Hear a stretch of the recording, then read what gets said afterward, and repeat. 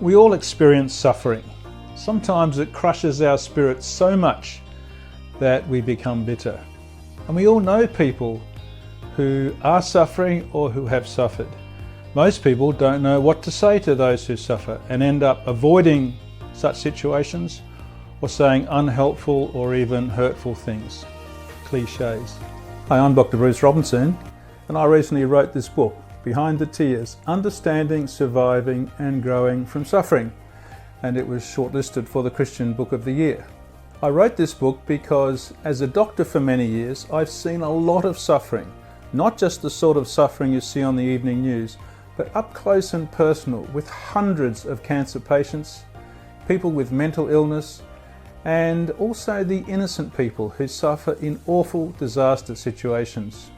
I've learnt that absolutely everyone will suffer. Also, everyone will be around people who suffer. I've also learnt that if you don't take time to talk about suffering and read about it, it can lead to loneliness and bitterness. And it can also cause you to hurt people by your words and actions, often without you actually really knowing.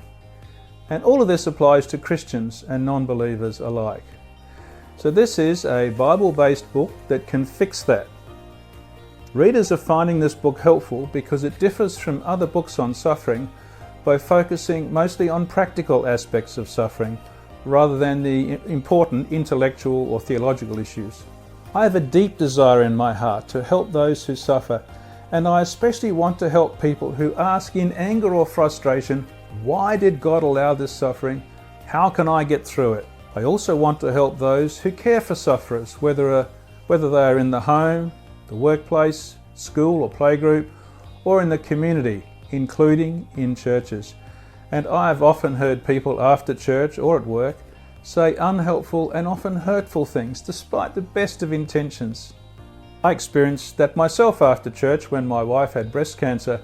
Out of compassion, people said things that they thought were helpful, but they were so unhelpful that I found myself avoiding them and sneaking out and heading home just before the church finished each week.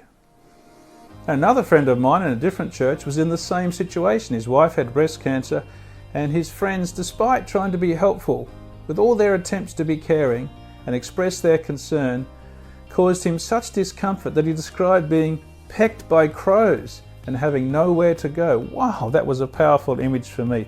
It took me days to get it out of my head. By reading this book, you will learn three main things. First, how to understand suffering. Why does it ever happen? And what misconceptions are common? Is God punishing me? Will I be healed? And I discuss the different types of suffering, from terminal cancer through to chronic physical challenges and evil. And then the more hidden and embarrassing suffering that people often don't talk about and therefore others don't know. This is mental illness and suicide, sexuality challenges, substance abuse, and the hidden soul-destroying suffering of conflicts.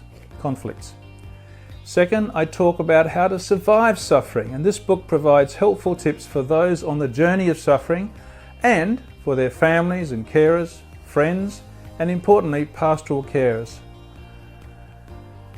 How can they best show compassion and not hurt people?